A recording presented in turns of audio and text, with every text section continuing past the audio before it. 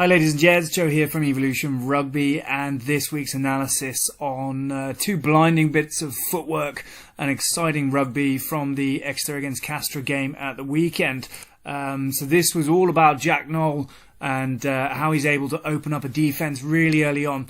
And a classic error really in defence with regard to the individual guys really in the defensive line. This guy's going to jump slightly, and they've left a hole in behind here, so there's quite a big space in between for Jack to exploit. What he's looking at, of course, are the runners out here. So he's actually looking at putting a pass out to these chaps to run onto and see what options are available, obviously trying to exploit the gaps in that defensive line.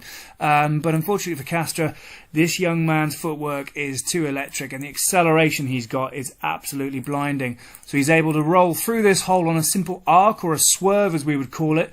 Defender's not tracked his hips, okay, so from the skill side of things he's pretty focused on getting through. He's then thinking about stepping early. So he's identifying this defender, and we can see here he is off the ground. So one of our favourites early on in the hover step, he's off the deck.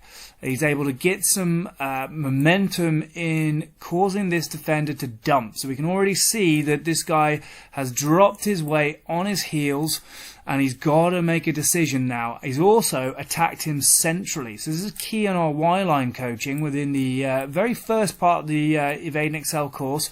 We talk about Y-lines and how to manipulate. If you can stay at 12 o'clock central with that defender, you can go left or right based on the information that he is going to give you. He's going to give you triggers. So Jack hops in the air there, gives us the hover, and then he plants.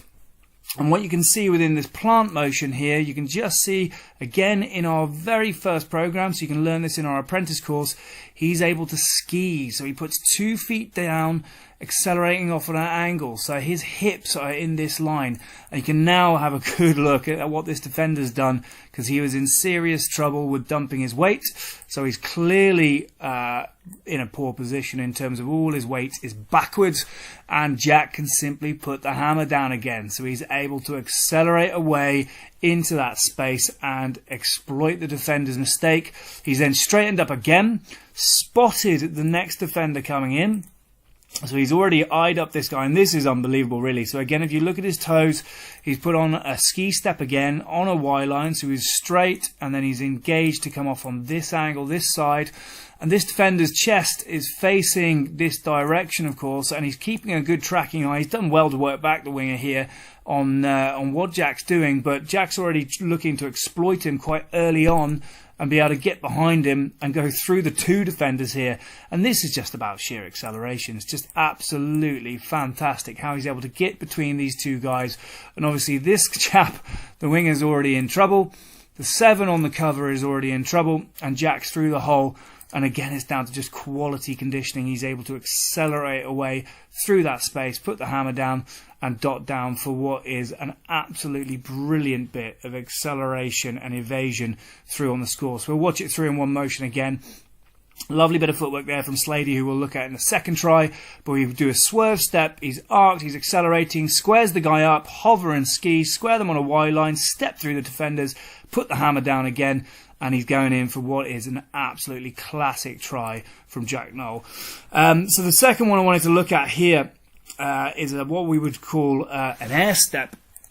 Another brilliant bit of evasion skill here from Slade. And what's really key here is what he does with this arcing line again. So he's looking at identifying the gaps in the defense. You can see that there's quite a bit of space here. He's come from a pull-out pass, nice and deep, and he's looking to accelerate and exploit these 3 defenders and the gaps they've got between them. The real issue, of course, for this inside defender here is that his chest is already turned. He's worried about the man just on the outside, but he's also now got to worry about Mr. Slade at the back office there. And Mr. Slade is thinking about squaring this up. So it's a great example of a J-line.